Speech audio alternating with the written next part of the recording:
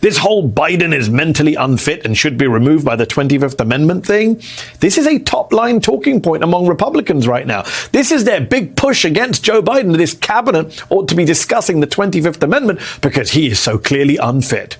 And boy, it would be hard to find a more clear-cut case of projection from this Republican Party. Because while no one in Joe Biden's cabinet is even remotely thinking about invoking the 25th Amendment, you know who did discuss it, who considered it quite seriously?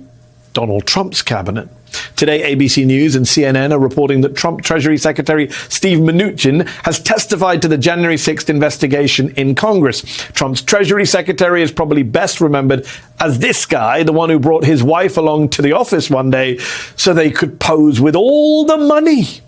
But another reason, Steve Mnuchin is worth remembering is that he is reportedly one of the cabinet secretaries who opened up discussions about using the 25th Amendment on Donald Trump in the aftermath of the January 6th attack. In his book, Betrayal, about the end of Trump's presidency, ABC News' Jonathan Karl wrote that according to a source familiar with the conversations, starting the night of January the 6th, quote, Mnuchin talked to other members of the cabinet about attempting to remove Trump from office by invoking the 25th Amendment. Among the cabinet officials he spoke to that night was Secretary of State Mike Pompeo. Pompeo has denied the conversation, but to this day, Mnuchin has never responded to questions about it. He still refuses to say whether he, on January the 6th, thought Donald Trump might have been mentally unfit to continue serving as President of the United States. The New York Times later confirmed Jonathan Karl's reporting, and January 6th Committee Vice Chair Liz Cheney publicly presented evidence that 25th Amendment discussions had occurred. Discussions confirmed by star witness Cassidy Hutchinson. But the committee has learned that after the attack on the U.S. Capitol, this was being discussed by members of President Trump's cabinet as a way of stripping the full power of the presidency from Donald Trump. We understand that this text message that Sean Hannity sent to Kayleigh McEnany on January 7th shows what Mr. Hannity said to the president. First, no more stolen election talk.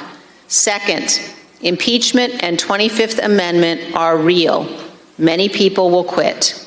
There's a large concern of the 25th Amendment potentially being invoked, and there were concerns about what would happen in the Senate if the 25th was invoked.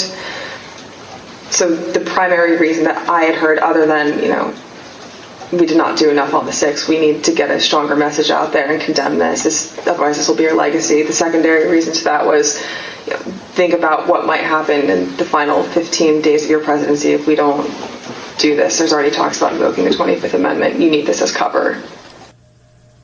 If Sean Hannity says it, it must be true, right? Again, Trump Treasury Secretary Steve Mnuchin has never answered questions about this. But today he sat down for a transcribed interview with the January 6th investigation in Congress. I have a feeling it came up. As for Trump Secretary of State Mike Pompeo, again, he has denied it, or at least an anonymous spokesperson for him has denied it. But reports suggest that now he too may be sitting for a deposition with the January 6th committee before the week is out. And it wasn't just Mnuchin and Pompeo. Trump's Education Secretary Betsy DeVos, who resigned on January the 6th, has said publicly that she too spoke to other cabinet members about invoking the 25th Amendment, and also to Vice President Mike Pence, who shot down the idea. Not for nothing, but this wasn't even the first time that senior members of Trump's administration discussed the 25th Amendment. All the way back in the first year of his presidency, after Trump fired FBI Director James Comey, his Deputy Attorney General Rod Rosenstein reportedly found his behavior so erratic that he too reportedly brought up using the 25th to remove Trump from office. A fact that he took pains not to admit to, but also did not deny when questioned about it under oath. Oh, to be a fly on the wall during Steve Mnuchin's testimony to the January 6th investigation, which is showing no signs of slowing down. Today, Trump's former chief of staff, Mick Mulvaney, also met with the congressional investigation. NBC News caught up with him on his way to the interview. What you plan to tell the committee today? The truth? How about that for a start? And were you asked to come in, or did you volunteer to come in? I was asked to come in. You asked to come in. Subpoena or no? I honestly just asked to come in. I was honestly just asked to come in. You'll remember that Mick Mulvaney wore a variety of different hats during the Trump administration, starting off as director of the Office of Management and Budget, to a short stint as Trump's chief of staff, culminating as being the special envoy to Northern Ireland. But the night of the January 6th riot, Mr. Mulvaney resigned his position, telling CNBC at the time that he called up Secretary of State Pompeo and told him, quote, "I can't do it. I can't stay." Mick Mulvaney also recently said that he believes Cassidy Hutchinson and the other former White House officials who have testified. And it is against that backdrop that Mick Mulvaney testified behind closed doors for over 2 hours today. As Vice Chair Liz Cheney recently said at last week's hearing, in fact, new witnesses have stepped forward, doors have opened, and the dam has begun to break.